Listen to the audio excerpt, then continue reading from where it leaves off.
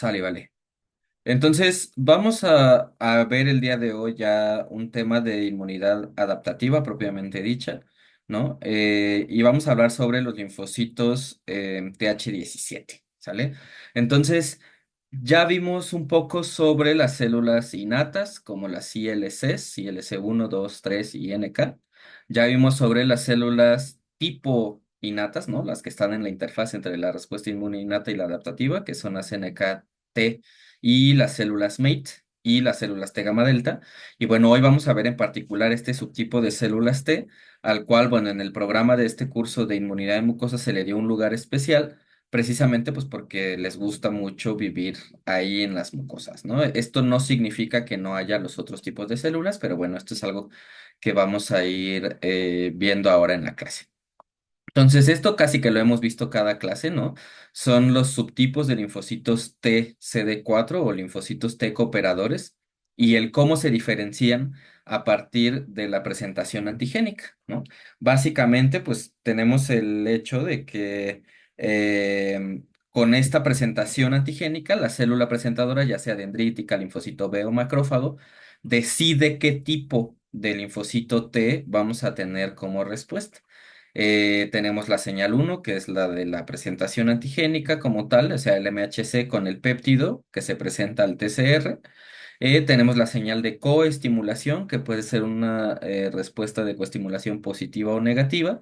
Y la tercera señal, que es la señal de diferenciación, ¿no? Donde ya decidimos si lo que se genera es un linfocito TH1, por ejemplo, que actúa en macrófagos o dendríticas, principalmente para defender contra patógenos intracelulares, pero que también se relaciona con inflamación y con alergias mediadas por células, por ejemplo, ¿no?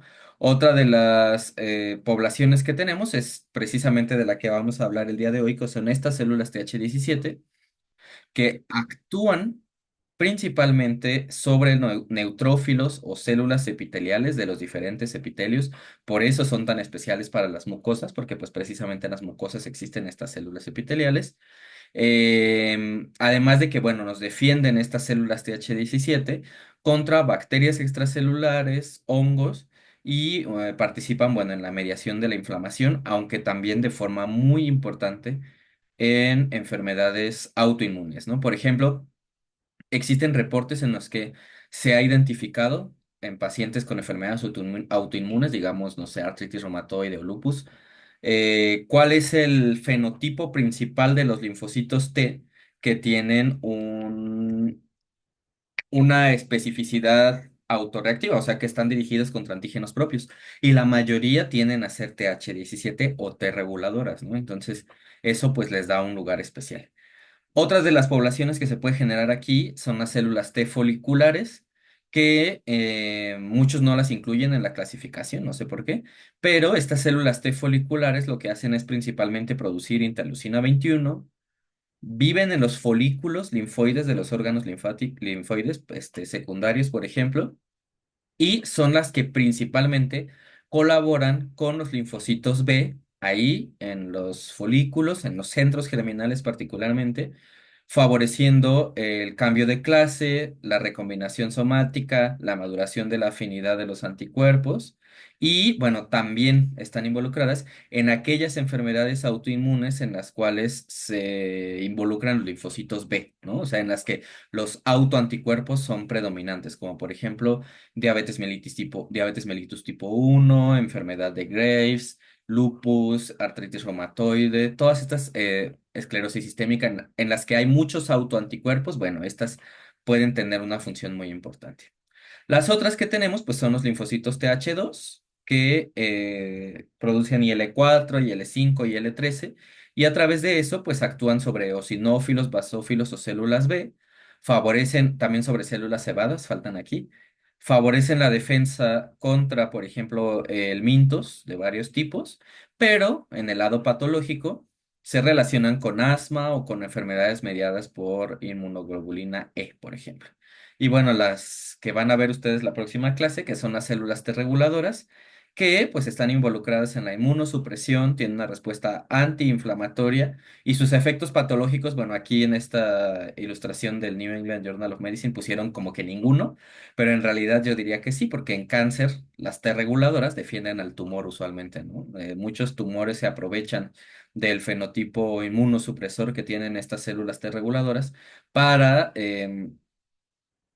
generar un ambiente antiinflamatorio dentro del tumor y entonces permitir que el tumor crezca, ¿no? Es uno de los ejemplos. Entonces, Em, les decía cuál es una de las importantes o por qué son importantes estas células TH17 particularmente en las mucosas. Pues fíjense, aquí hay una revisión de 2014 en la que, bueno, aquí yo recorté porque aquí hay muchas otras cosas, pero en la que se nos habla de cuáles son las principales poblaciones que viven en el intestino, ¿no? Y vemos cómo, por ejemplo, estas células TH17 son muy abundantes en el duodeno y en el yeyuno, ¿no? Mientras que, por ejemplo, las células T reguladoras son muy abundantes en el intestino grueso, por ejemplo, en el ciego o en el colon, y esto pues tiene que ver sobre todo con la microbiota, ¿no? Vemos cómo la microbiota de cada uno de los componentes del tubo digestivo es diferente, ¿no? Mientras que, por ejemplo, en el estómago o en el duodeno principalmente tenemos lactobacilos, en el yeyuno ya se empiezan a agregar estreptococos y en el intestino grueso, pues es donde tenemos toda la diversidad, ¿no? De los diferentes tipos de bacterias que puede haber ahí, ya sean, por ejemplo, Clostridias, Enterobacterias, Peptidococos, Ruminococcus, ¿no? Y que vemos que pues la abundancia o la carga microbiana que puede tener cada uno de estos sitios pues es diferente. Por ejemplo, en el estómago pues van desde 100 hasta 1000 bacterias por mililitro, por ejemplo, que es poquito, ¿no? En el inicios del intestino delgado, duodeno, yeyuno, más o menos pues son unos 100,000. Pero ya cuando hablamos, por ejemplo, del colon, ciego y apéndice ileocecal, pues ya hablamos de que son de entre 10 a la 9 a 10 a la 12. Entonces, en realidad es un sitio donde existe una carga microbiana muy, muy alta, por ejemplo, ¿no? Entonces, estas células TH17 viven mucho en las mucosas en particular y, bueno, sabemos que se diferencian de una célula TH0, que también le llamamos células T naïf o T vírgenes, ¿no? Sabemos que gracias a la interacción con macrófagos o células dendríticas hay citocinas que favorecen su diferenciación, como por ejemplo TGF-beta y L6, 23 y 21 y que, bueno, las citocinas que producen estas células TH17, pues incluyen la IL-17 en todas sus variedades, que ahorita vamos a ver, y la IL-22, ¿no? Y que, bueno, en los epitelios esto tiene funciones. Por ejemplo, las IL-17A o F favorecen que en el intestino se liberen quimiosinas o se libere este factor estimulante de colonias de granulocitos, por ejemplo, ¿no? Mientras que la interleucina 22 mantiene la función de barrera, favorece la proliferación del epitelio y favorece una liberación de péptidos antimicrobianos, por ejemplo, ¿no? Además de que, bueno, no olvidemos, aquí estamos hablando de las TH17 como productoras de esta citocina, pero también tenemos a las de la respuesta inmune innata, ¿no? Y aquí podemos ver una diferencia en cómo se van diferenciando estas células dependiendo de si la producción de IL-17 es proveniente de estas células adaptativas o TH17 o si proviene de un ambiente innato, ¿no? De unas células de la respuesta inmune innata. Por ejemplo, vemos que en las células TH17 esta célula presentadora presenta el antígeno y la coestimulación y durante este proceso puede liberar factor de crecimiento transformante beta e interleucina 6, que son las que son cruciales para hacer que esta célula virgen se diferencie en el nódulo linfático y en el nódulo linfático necesite la acción autócrina de esta citocina interleucina 21, autócrina y parácrina, porque también las T foliculares producen interleucina 21 y que esta interleucina 21 lo que hace pues es favorecer los factores de transcripción claves para las TH17, como lo son STAT3 y ROR gamma T, ¿no? Para posteriormente generar una célula TH17 efectora que para su mantenimiento ya empieza a expresar el factor de transcripción de aril hidrocarbón receptor, este AHR, y necesita para este mantenimiento interleucina 1 e interleucina 23, ¿no? Pero vemos que como esto, pues tarda todo el tiempo entre la captación del antígeno, el procesamiento, la presentación y la diferenciación, pues tarda más de 5 días, ¿no? O sea, de hecho, en el laboratorio, nosotros ahorita estamos haciendo un ensayo de diferenciación de células TH17 y tarda pues más de 7 días a veces, ¿no? Entonces, es algo tardado, que es algo diferente a lo que pasa con las células de la respuesta inmune innata, ¿no? Por ejemplo, vemos que los PAMPs, las proteínas de estrés, por ejemplo, pueden directamente estimular a lo que aquí nos ejemplifican como una célula gamma delta o una NKT invariante para que expresen estos mismos factores de transcripción, aumenten la producción de IL-17 en los tejidos y pues tengan este fenotipo, ¿no? En el que produzcan IL-17, interleucina 22, pero esto es en un proceso de 4 a 8 horas, ¿no? En realidad, habría que comparar en cada contexto, pues, qué es diferente, ¿no? O sea, por qué en este caso se requiere más tiempo y en este menos. Si estas producen más interleucina 17 u otras citocinas, ¿no? Entonces, pero tenemos que tener en claro que son las dos fuentes principales que existen de estas citocinas, ¿sale? La citocina que les da el nombre a las células y la que, bueno, es responsable de la mayor parte de sus efectos es pues la interleucina 17. Entonces, esta interleucina 17 en realidad, cuando nosotros hablamos de IL-17, lo decimos como si fuera una sola citocina, ¿no? Cuando en realidad, pues hablamos de que es una familia de al menos 5, A, B, C, D, E, F, 6 citocinas, ¿no? Eh, que usualmente se encuentran en forma de dímeros, ¿sale? Y que se agrupan en estas familias, IL-17A, B, C, D, E y F, ¿no? La más estudiada es la interleucina 17A, que se une a su receptor, por ejemplo, y que su receptor está compuesto igual por un dímero formado entre la cadena A y la cadena C del receptor de interleucina 17, y que esta IL-17 puede encontrarse ya sea en forma, IL-17A, puede encontrarse ya sea en forma de homodímeros o formar heterodímeros con la IL-17F. Después de la IL-17A, la más estudiada es esta, la IL-17F, que también se puede encontrar en forma de homodímeros, de heterodímeros, y que actúan a través del mismo receptor, ¿no? Que es este dímero de la cadena A con la cadena C. Por otro lado, pues tenemos a la IL-17E, ¿no? A la IL que se une, en este caso el receptor es un dímero entre A y B, la IL-17C, que el dímero es entre A y E, la IL-17B, que se desconoce una parte del receptor, y la IL-17D. A final de cuentas, la activación de estos receptores, en realidad de las otras ha sido poco estudiado, ¿eh? De la IL-17A, la doctora Sarah Gaffen, que es una de las referencias que aquí les pongo, es la que describió el receptor y la que más lo ha estudiado, em, se ha encontrado que, bueno, actúan a través de la fosforilación, por ejemplo, de ACT1 que favorece, como río abajo, la activación de diferentes señales como CBP, las mapsinasas o NF-κB, que a final de cuentas lo que van a hacer es generar la transcripción de los genes blanco, ¿no? Una vez que la célula TH17 libera esta interleucina 17, pues la IL-17 tiene que actuar en los tejidos, ¿no? ¿Y qué hace en estos tejidos? Pues esto es muy importante, ¿no? Porque se asocia principalmente, les decía, a actuar en los epitelios, en la defensa contra bacterias extracelulares o contra hongos y en autoinmunidad, ¿no? Son algunas de las características de estas células. ¿Y por qué es eso? Bueno, y en la diferenciación de neutrófilos de forma muy importante. Pues porque estos son los genes que se activan río abajo una vez que se favorece esta activación del receptor, ¿no? Por ejemplo, vean muchas quimiosinas como CXL1, 2, 5, 8, 9, 10, CCL2 o CCL20.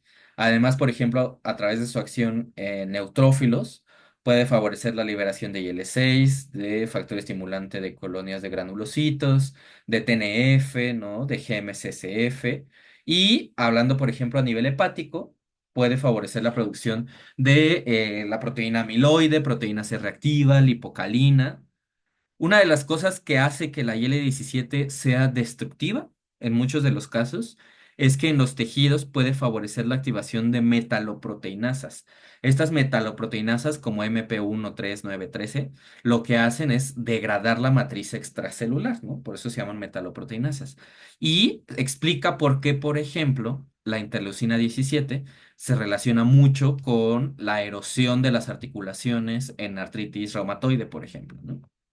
Además, bueno, tiene la función fisiológica en los epitelios, donde tiene esta función antimicrobiana con calgranulinas, beta defensinas o mucinas, que bueno, eso lo que favorece es una defensa de los epitelios, por ejemplo, ¿no?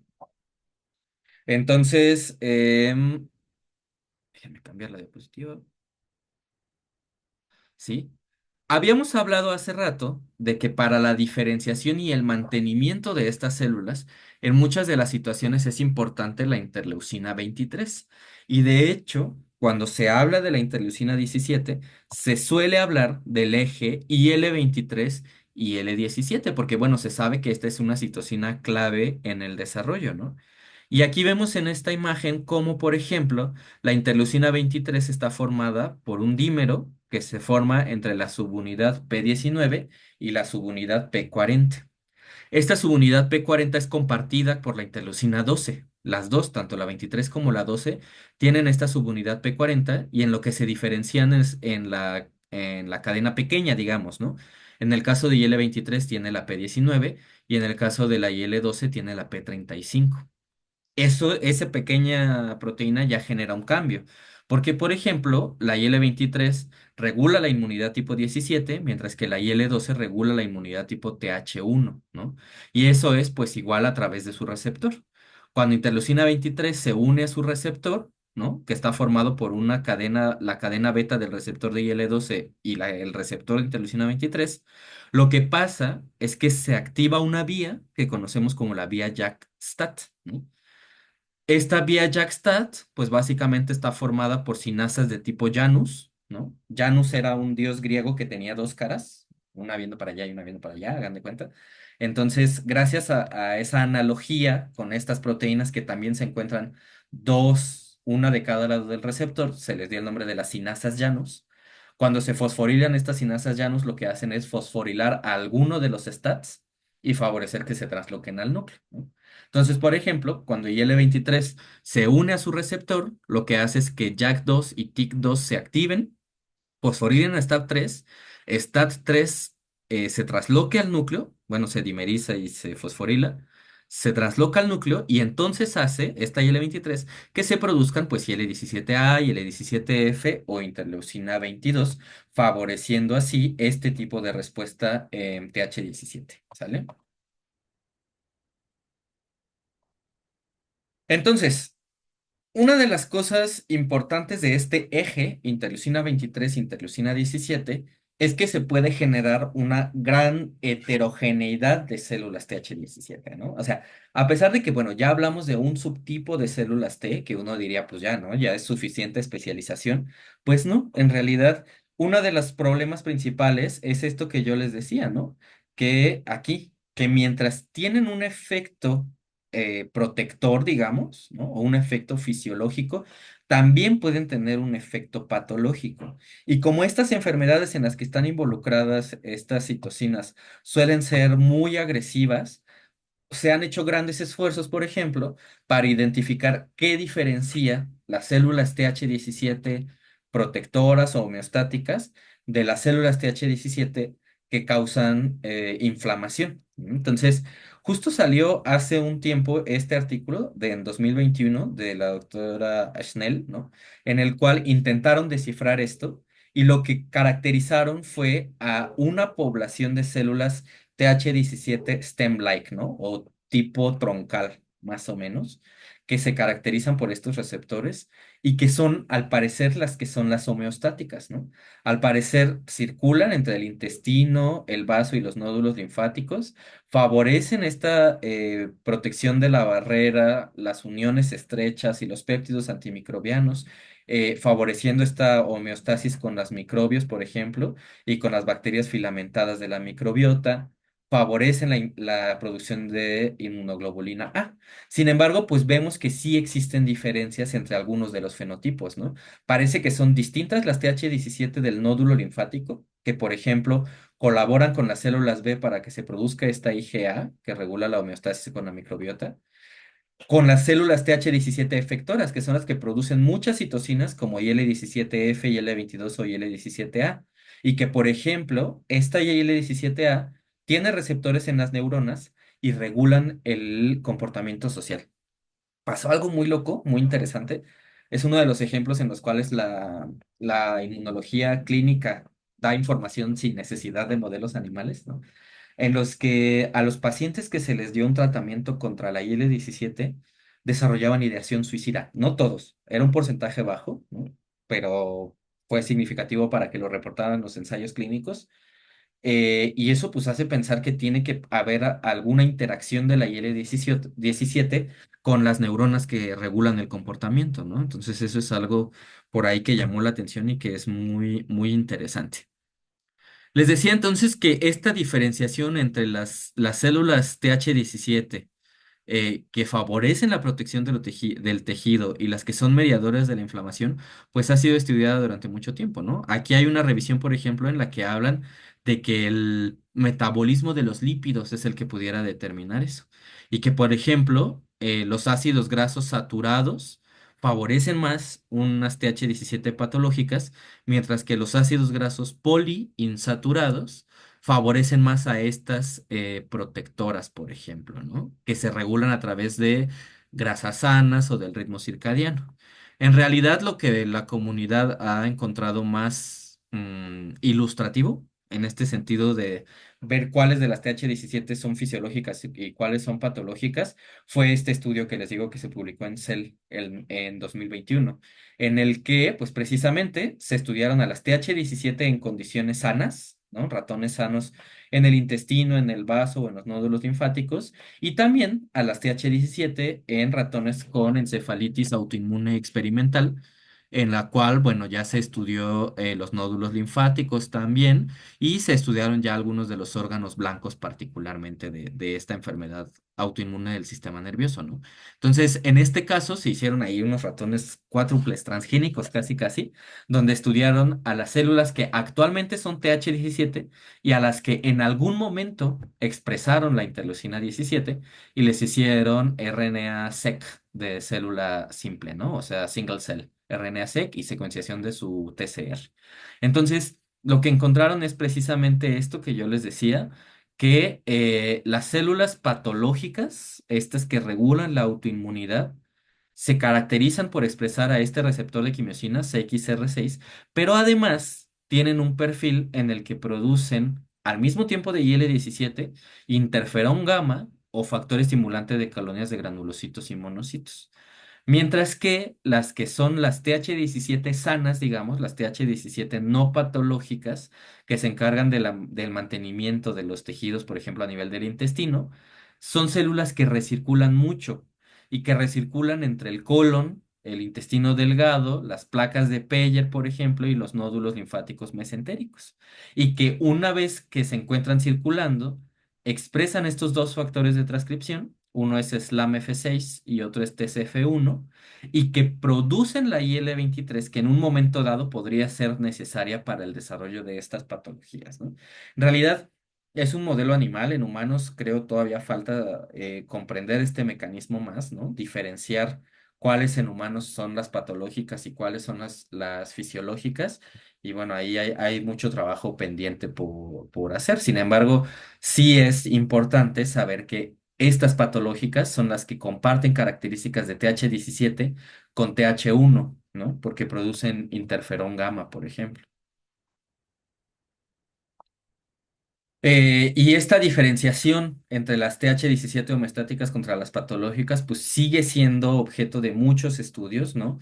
Bueno, sí, algunos de los doctores que más se han enfocado en el estudio de esto son Vijay Kukro, ¿no? Que es uno de los top de las células TH17, Dan Littman, que si alguien es de medicina, también es de los editores del Harrison, por ejemplo, y la doctora Schnell, que es la que publicó este artículo que yo les decía hace rato, que por ejemplo publicaron esta revisión en Nature Immunology el año pasado, en el cual hablan pues de esta diferenciación, ¿no? Cómo las células TH1 pues producen interferón, al igual que las células TH17 patológicas, que expresan ROR gamma T, pero que producen de forma simultánea interferón gamma con interleucina 17, ya sea A o F, o con el factor estimulante de colonias de monocitos y granulocitos, ¿no? Y que además estas patológicas amplifican su respuesta gracias a la producción de IL-1 beta y de interleucina 23 y que ya se han identificado algunos módulos que le llaman ellos como proinflamatorias comunes,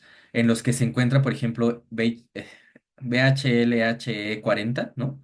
Que ha salido en muchos estudios de artritis, por ejemplo, o de colitis, como uno de los mediadores claves, ¿no? En estos mecanismos.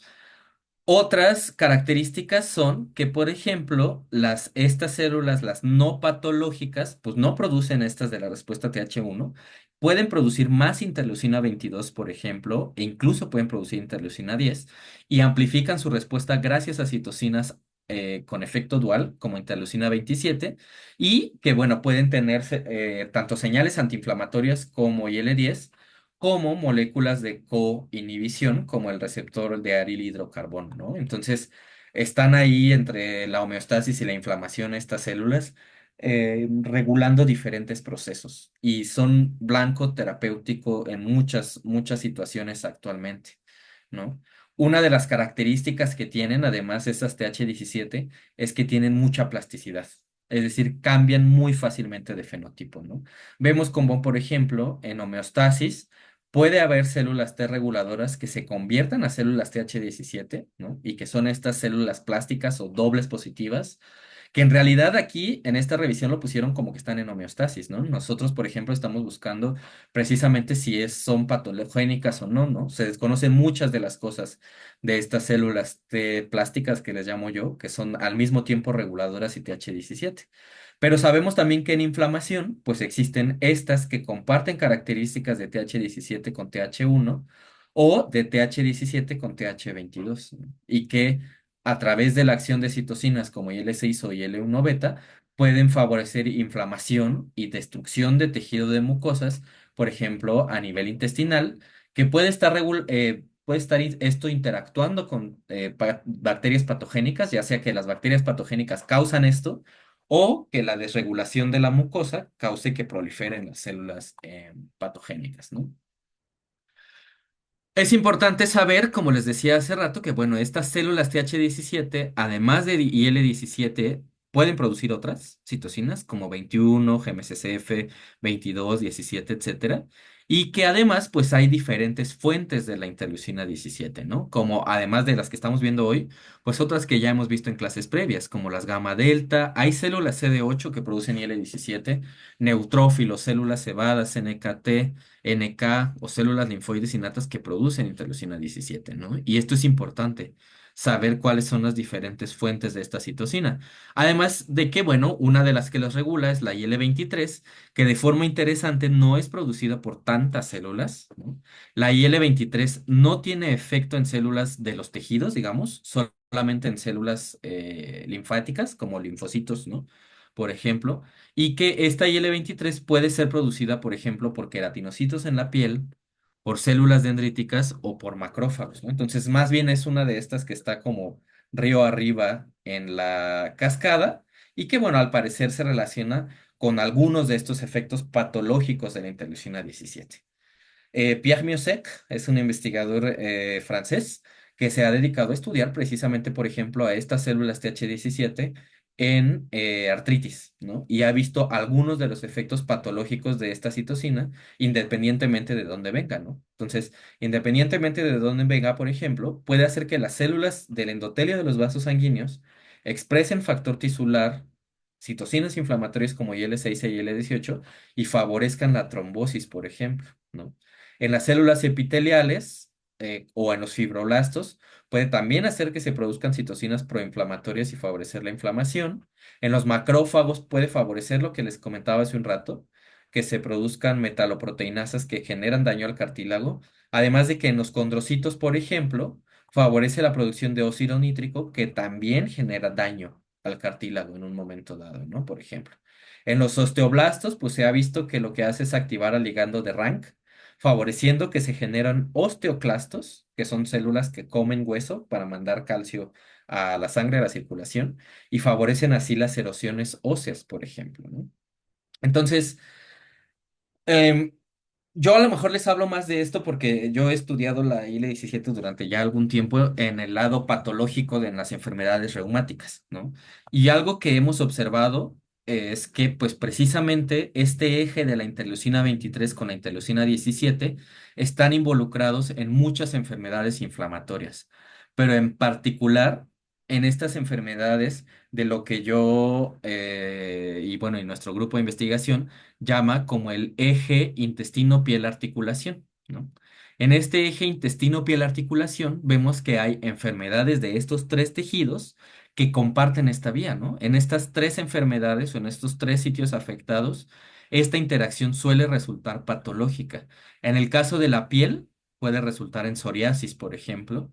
En el caso de las articulaciones, pues puede resultar en artritis, ya sea artritis reumatoide, artritis psoriásica o espondilitis anquilosante, o en el caso del intestino, se relacionan con enfermedad inflamatoria intestinal, como la enfermedad de Crohn o la colitis ulcerosa crónica inespecífica, ¿no? Que son las que forman parte de esta enfermedad inflamatoria intestinal. Entonces, por alguna situación que me parece todavía es desconocida, este eje como que está ahí, ¿no?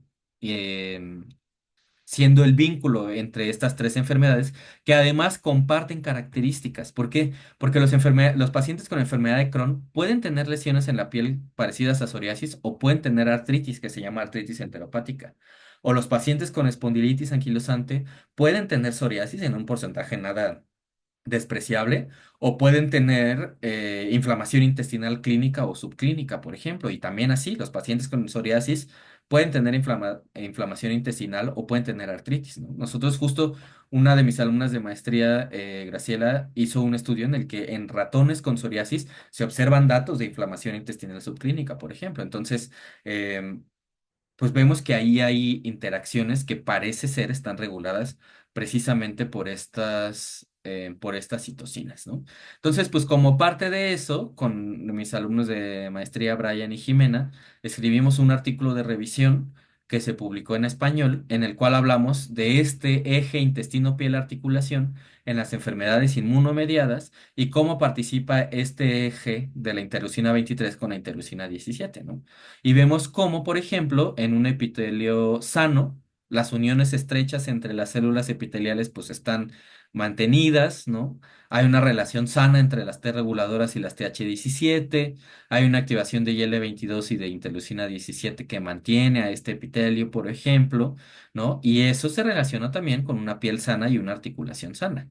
Mientras que cuando hablamos de que inicia la inflamación intestinal, ya sea por alteración en la diversidad de las bacterias, ya sea por disbiosis, por ejemplo, o por alguna otra situación que genere cambios en las uniones estrechas de las células epiteliales, que puede generar que las bacterias pasen, como Juan por su casa, les digo yo, ¿no? Que generen una translocación bacteriana, y esto pues se hace una mayor concentración de células que producen IL-17, como TNF, perdón, como TH17, NKT y LS3, ¿no? Citotóxicas 17, etcétera, que lo que hacen es a su vez reclutar a más neutrófilos y generar, de acuerdo con algunas teorías, estos efectos inflamatorios en la piel, ¿no? Como por ejemplo en el caso de la psoriasis, o en la articulación, como lo que pasa en artritis, ¿no? Entonces, pues es algo muy complejo esta interacción entre estos tejidos. Y uno de los casos que les digo donde está más involucrada es en enfermedad inflamatoria intestinal, ¿no? En la cual, por ejemplo, aquí les ejemplifico lo que pasa en la colitis ulcerosa. Esta es una endoscopía de un paciente normal, ¿no? En la cual se ve pues una mucosa sana y vemos cómo en pacientes con colitis ulcerosa, que va desde leve, moderada hasta severa, se van aumentando estas microhemorragias, por ejemplo, y estas ulceraciones que aquí en este paciente, por ejemplo, ya están muy graves, ¿no? En un paciente con colitis ulcerosa avanzada. Y vemos cómo en estos pacientes, por ejemplo, conforme se va aumentando el daño, se puede incluso llegar a una metaplasia epitelial.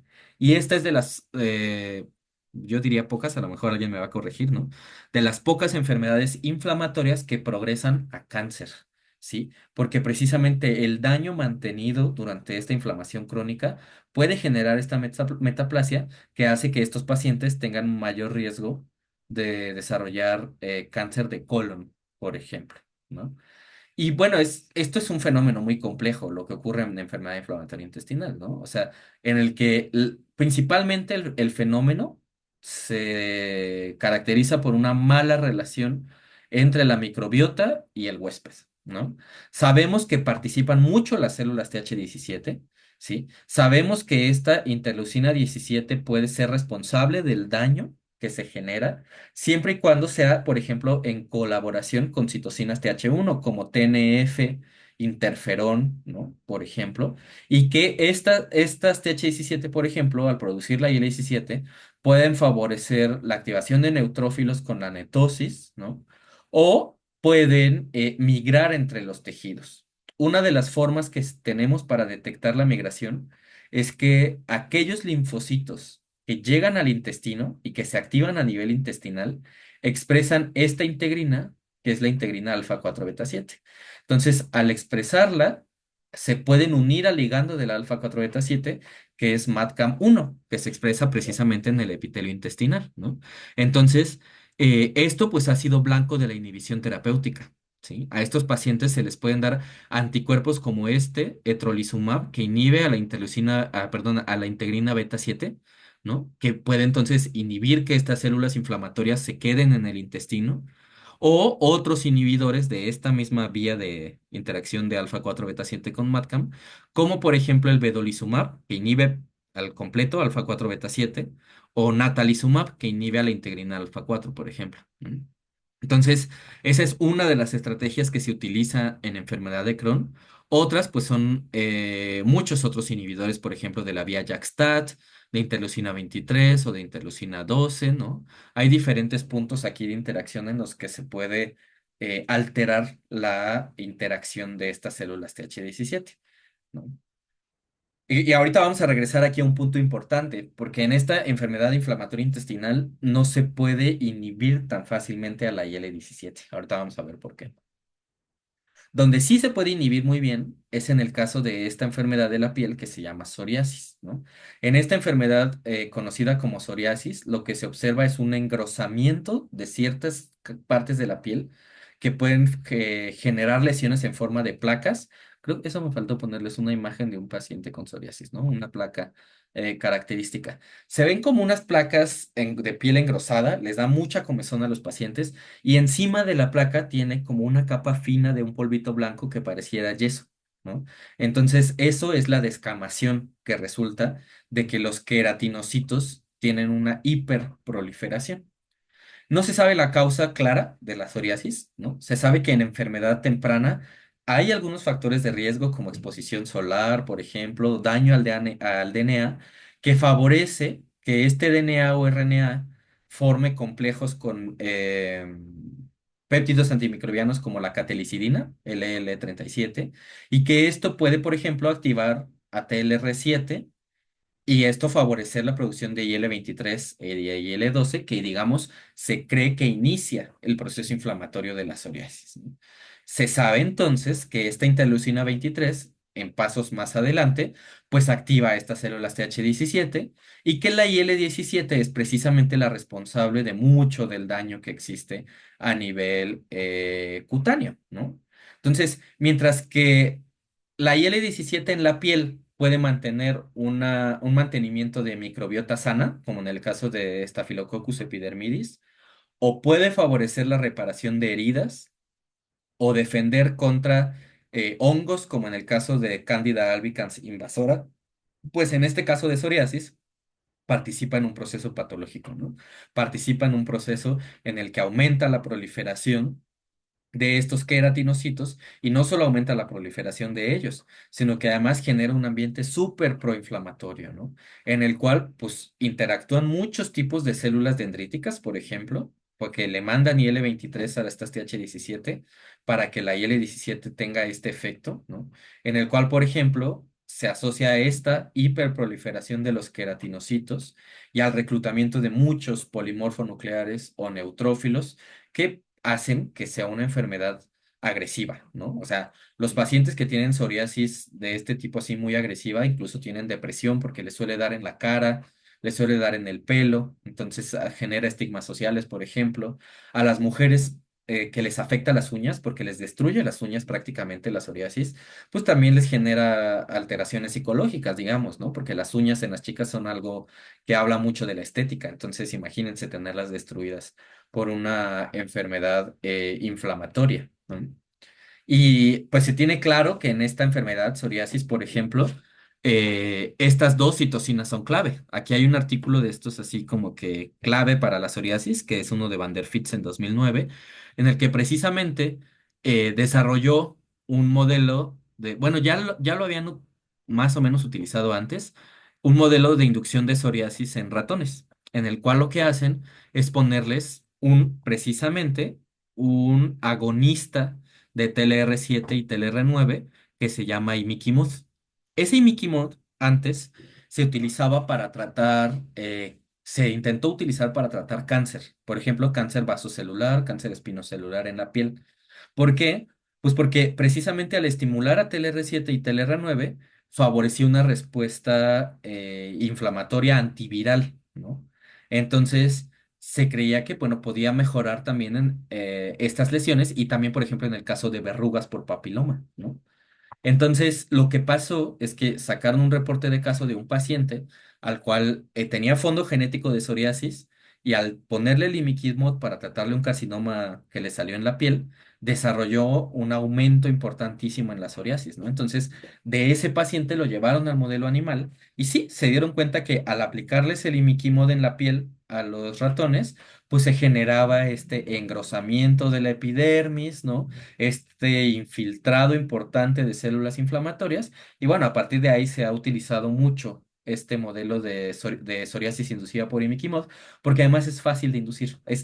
Rasuras al ratón, le pones la cremita de imiquimod y en 7 días el ratón tiene psoriasis, ¿no? Entonces, lo que hicieron en este artículo fue precisamente inhibir o generar ratones knockout para interleucina 23 y para el receptor de interleucina 17. Y lo que observaron es que, bueno, por ejemplo, en los ratones a los que les inhibían o que tenían silenciado la interleucina 23, la subunidad P19, la actividad de la enfermedad pues no aumentaba, ¿no? Y eso era porque disminuía el eritema, disminuía la descamación y disminuía de forma muy importante el engrosamiento de la piel, ¿no?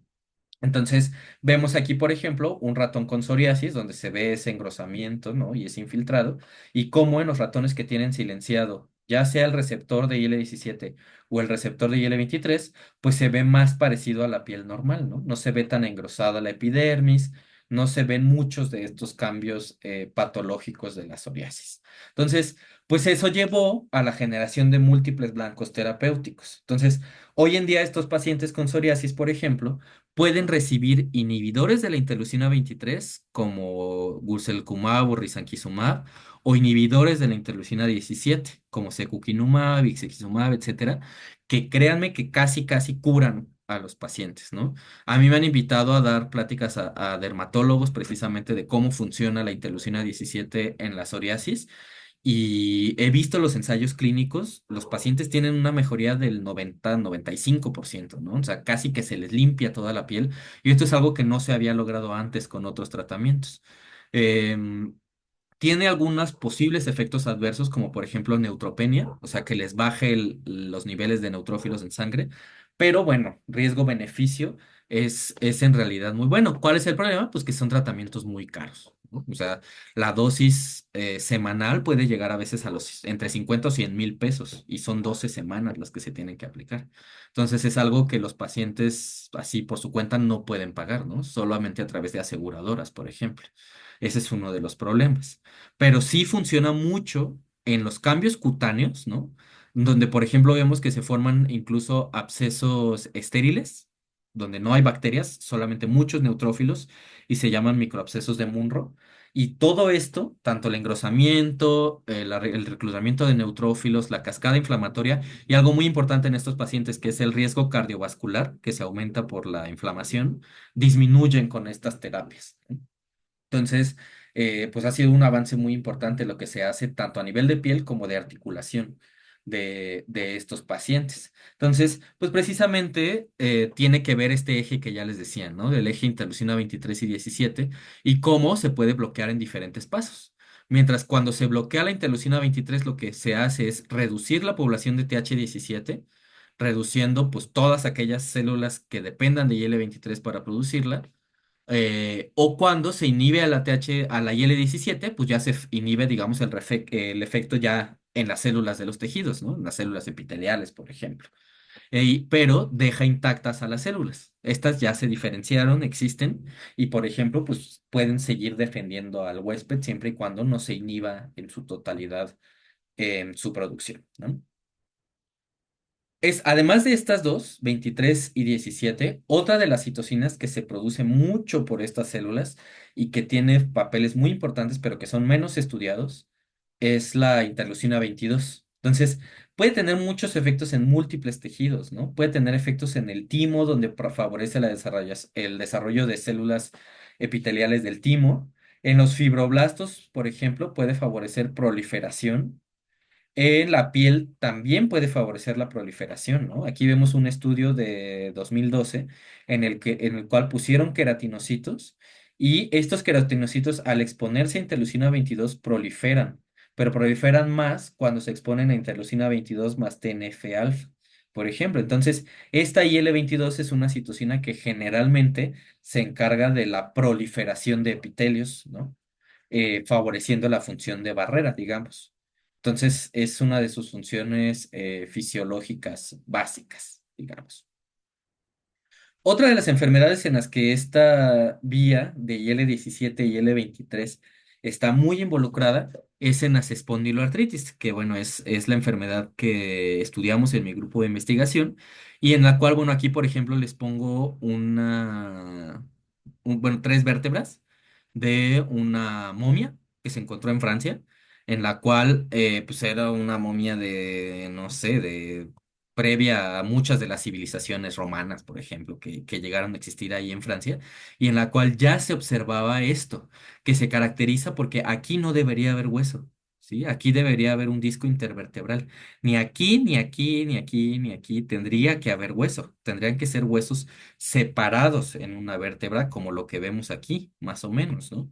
Sin embargo, en estos pacientes se desarrolla pues inflamación articular y esa inflamación articular progresa a formación de hueso, ¿no? Entonces los pacientes pueden llegar pues a grados tan graves como el de este señor, en el cual ya presentan un grado importante de discapacidad y de inmovilidad, ¿no? Porque no solo se les pega la columna, también se les pegan las articulaciones sacroiliacas, la cadera, los hombros, el cuello, las rodillas, a veces los tobillos, ¿no? Entonces quedan prácticamente inmovilizados estos pacientes si la enfermedad progresa, ¿no? En realidad, digo la enfermedad, pero se trata de un grupo de enfermedades, ¿no? En el cual está la artritis psoriásica, está la artritis asociada a enfermedad inflamatoria intestinal, la artritis reactiva y bueno, múltiples clasificaciones que se han desarrollado más recientemente.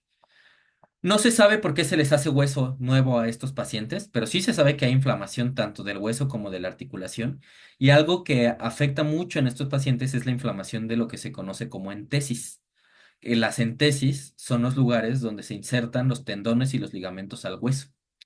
Se sabe que estas IL-23, IL-17 y IL-22 podrían estar relacionadas con la formación de hueso y pues existen muchas causas, muchas teorías sobre sus causas, ¿no? Estrés del retículo endoplásmico por esta molécula de histocompatibilidad que se llama HLA-B27, estrés mecánico, inflamación intestinal, traslocación de bacterias, por ejemplo. Hay diferentes cosas que pudieran explicar esto, ¿no? Sin embargo, pues bueno, el grupo de nosotros y muchos otros llevan mucho tiempo estudiando qué es lo que pasa. Y por ejemplo, en Oxford, en el grupo de Paul Bowness, Frank Pencava, lo que hizo fue analizar a nivel de single cell cuáles son las células que se encuentran en el líquido sinovial o en el líquido de rodilla de estos pacientes. Entonces, su análisis encontró toda esta diversidad de células, donde están algunas de las que ya hemos visto, como las células MATE, por ejemplo, ¿no? Y unas que ocupan un lugar muy especial son estas TH17, ¿no? Que generan, pues, uno de los clústeres más importantes en este caso, ¿no? Junto con las células de memoria y junto con las células T reguladoras. Y que estas células TH17 pues se encuentran en el líquido sinovial, además de que tienen pues bastantes características que llaman la atención. Por ejemplo, aquí está el módulo de TH17 y vemos que se encargan, bueno, que expresan a este gen que se llama KLRB1, que es el gen de la molécula de membrana CD161, por ejemplo. ¿No? Vemos que también expresan CCR6, que eso ya se sabía que es parte del fenotipo de las TH17. Vemos que expresan RORC, que es el gen de ROR gamma T, o sea, el gen maestro de las TH17, el factor de transcripción, pero que además expresan CCR7, por ejemplo, ¿no? ¿Cuáles son? Estas. CCR7 y el receptor interleucina 7, y que en su mayoría pues son células CD4 positivas, ¿no? Entonces, en estos pacientes se ha estudiado esta vía y se ha estudiado a nivel genético. Hay muchos polimorfismos, ¿no? En los pacientes con espondilitis anquilosante hay muchos polimorfismos del receptor de IL-23, por ejemplo. Y también hay polimorfismos de IL-17A o de IL-17F, por ejemplo. Entonces, esto, pues en 2012 fue estudiado en Bueno, no, es que ahora ya está en Oxford Jonathan Sherlock, pero antes estaba en California, creo. Lo que hicieron fue evaluar en ratones qué pasaba si solamente les ponían a este modelo animal minicírculos de interleucina 23. Los minicírculos de interleucina 23 lo que hacían era que los ratoncitos, perdón, tuvieran pues muchísima IL-23 en circulación. Y lo que encontraron es que eso generó por sí solo, sin tener ni HLA-B27, ni trasfondo genético, ni nada, por sí sola la IL-23 causó una enfermedad muy similar a esta espondiloartropatía, ¿no? En la cual también había inflamación de las vértebras, ¿no? Había inflamación de la centesis y generaba pues un daño importante a los ratoncitos. Hicieron una cosa loca que es tomografía intravital, en la cual justamente en los tendones encontraron a una población de células que ellos vieron que eran linfocitos T, pero que no tenían ni CD4 ni CD8, pero sí tenían ROR gamma T, por ejemplo, ¿no? Entonces, y que tenían de forma muy importante, pues mucho receptor de la interleucina 23. Entonces, pues eso hizo que muchos grupos empezaran a proponer que esta IL-23, pues ya está, ¿no? Como en el ratón lo causó, es el causante de la inflamación en el hueso y es el causante de la inflamación, de la proliferación, ¿no? Y de todas las manifestaciones clínicas de estos pacientes. Entonces, en muchos grupos, incluidos nosotros, desde 2012 empezamos a buscar cuáles eran el equivalente en los humanos, ¿no? Que se relacionan con esta producción de IL-23 y de IL-17. Y una de las cosas es que, pues, propusieron, por ejemplo, este es del modelo de ratón de Sherlock, ¿no? En Italia propusieron que podían ser las ILC3, en Canadá propusieron que podían ser las células MATE, en Bélgica propusieron que podían ser las células NKT, y en Inglaterra que podían ser tanto células T como células NK, por ejemplo, ¿no? Que pudieran responder a esto. Sin embargo, ¿qué creen? Que salieron los resultados de un ensayo clínico en el que pues ya quisieron llevar esto a la práctica en los pacientes y evaluaron un inhibidor de interleucina 23 que se llama risankizumab en los pacientes con espondilitis anquilosante en un estudio doble ciego, controlado con placebo, de fase 2, en el cual tuvieron que suspender el estudio porque el tratamiento no cumplió con mejorar nada a nivel clínico de los pacientes, ¿no? O sea, no mejoró una mejoría en estos pacientes. Entonces, eso, les digo, fueron más o menos 10 años en el que la comunidad estuvo buscando qué pasaba con la IL-23 y es uno de los ejemplos que yo siempre pongo de por qué el estudiar modelos animales no siempre se refleja con lo que pasa en los pacientes, ¿no? Entonces, pues existen muchas teorías de por qué no funcionó. Y una de las principales es que, pues, ¿quién produce IL-17? Pues no solo estas TH17, ¿no? También están las células innatas, como las MATE, NKT, ILS3 o T-gamma delta. Y, por ejemplo, las T-gamma delta no necesitan IL-23 para producir interleucina 17. Entonces, esas lo producen de forma independiente, digamos, ¿no? Y eso podría explicar a lo mejor que en psoriasis funciona súper bien, pero en espondilitis pues no funciona esta inhibición de la interleucina 23. Eso es un fenómeno muy, muy interesante de lo que se ha descrito recientemente, ¿no? Y les decía, pues existen células que se ha demostrado que producen IL-17 independientemente de IL-23, como por ejemplo las células MATE, ¿no? O las células T gamma delta. Y en estas células T gamma delta precisamente se ha demostrado que las que residen en los tejidos pueden producir interleucina 17 independientemente de la interleucina 23 en el hueso, por ejemplo, y también a nivel intestinal, ¿no? Entonces, si la IL-23 no tiene efecto, la IL-17 sí. Esta IL-17 puede actuar, por ejemplo, en los fibroblastos, favoreciendo que se produzca IL-8, que recluta neutrófilos, por ejemplo. Se relaciona con esta fase inflamatoria en las microfracturas que puede haber por el estrés mecánico y se asocia también a esta IL-17 en sinergia con el TNF, con probablemente, porque aquí lo ponen, pero no hay evidencia experimental, ¿no? Con la desarrollo de osteoblastos que formen más hueso o con la resorción asociada a los osteoclastos, que son los que absorben hueso en estos casos, ¿no? Por ejemplo. Entonces, está compleja la cosa esto de las espondiloartritis. Somos en México poquitos grupos los que lo estudiamos a nivel básico, el grupo del doctor César Pacheco en Chihuahua y nuestro grupo somos los que lo estudiamos. Y pues se sabe claramente que estas tres son algunas de las citocinas clave, ¿no? La 23, la 17 y el TNF. Lo que no se sabe es cómo es que a nivel ya de las entesis de los pacientes, estas interactúan para favorecer las vías osteogénicas, por ejemplo. ¿No? Y que bueno, ya considerando todo esto que hemos visto, tanto en intestino como en piel como en articulación, pues vemos que existen múltiples puntos donde se pudiera inhibir terapéuticamente. Ya vimos hace rato unos que son los de la IL-23, ¿no? Como se ha visto en psoriasis, en colitis o en espondilitis anquilosante. Vemos que también existen inhibidores de la IL-17, ¿no? Que sirven bien en psoriasis, sirven bien en espondilitis y en enfermedad inflamatoria intestinal no. Ahorita les digo por qué. Y que además, ¿se acuerdan que hace rato que hablamos de cómo funcionaba la IL-23? Vimos que funcionaba a través de la vía JAK-STAT. Pues de lo nuevo que hay en tratamiento es precisamente los inhibidores de la vía JAK, los JAK inhibs, ¿no? Que son moléculas pequeñas que se pueden administrar por vía oral, ¿no? No como estos que necesitan casi, casi que administrarse como quimioterapia en un centro de infusión eh, y que inhiben a múltiples citocinas por inhibir precisamente esta vía JAK-STAT, ¿no? Y que han generado muy buenos resultados en estos pacientes. Entonces, ¿qué es lo que pasa o por qué no se puede inhibir la IL-17 en el intestino?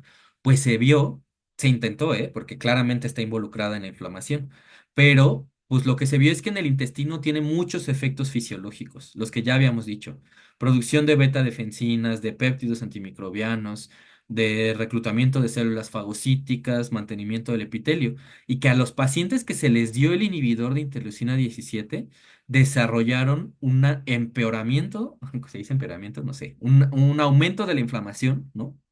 Empeoraron sus síntomas bajó la calidad de la barrera intestinal y aumentó importantemente la susceptibilidad a infecciones en estos pacientes. Entonces, mientras que, por ejemplo, en la articulación o en la piel se ven que tienen efectos benéficos, a nivel de intestino se empeoran los pacientes. Entonces, si un paciente tiene, por ejemplo, artritis o psoriasis, pero tiene de forma concomitante inflamación intestinal, no se le puede dar inhibidor de interleucina 17 porque eso le empeora los síntomas, ¿no?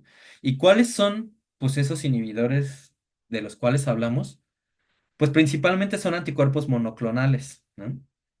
Estos anticuerpos monoclonales ya prácticamente hay muchos tipos, ¿no? Los primeros eran murinos y eran aquellos que terminaban en ONAP, ¿no? Por ejemplo, el Muronab. Y ya luego se fueron haciendo quiméricos, ¿no? Que es decir, que tenían la región constante de humano, pero la región variable de ratones, o anticuerpos humanizados, que lo que pasa es que tenían regiones complementarias de los ratones, o anticuerpos sintéticos totalmente consecuencias humanas, ¿no? Que prácticamente estos anticuerpos monoclonales pues actúan a través de diferentes vías. Una es neutralizar las citocinas, por ejemplo, en el caso de IL-20 de IL-17 o de IL-23. Otras son, pues, favorecer las funciones normales de los anticuerpos, ¿no? Activación del complemento, señalización o lisis celular, por ejemplo. Y en el caso de interleucina 17, pues hay algunos muy particulares, ¿no? Está el secukinumab, que lo que hace es inhibir a la IL-17A, por ejemplo. Está el ixekizumab y el bimekizumab, que también pueden inhibir, por ejemplo, a la interleucina 17F. Y está el brodalumab, ¿no? Que lo que hace es inhibir a la IL-17E y a la IL-17C. Entonces, todos estos fármacos pues tienen diferentes vidas medias, tienen diferentes tipos de respuesta y ya eso ya es cosa de los clínicos ver cuál se utiliza en cada uno de los casos, ¿no? Pero vemos cómo pasamos desde encontrar que era una citocina producida por células tanto innatas como adaptativas hasta llegar a que, bueno, la inhibición es ya hoy en día algo muy importante en la clínica, ¿no? En la clínica de los pacientes y es algo que se utiliza, digamos, ya en México hay. En México hay inhibidores de IL-17 en el ISSSTE, en el IMSS, en el Hospital General ha habido, a veces sí, a veces no, por ejemplo, ¿no? Entonces sí es importante conocer esta vía cuando hablamos de enfermedades inflamatorias y de mucosas en general, ¿sale?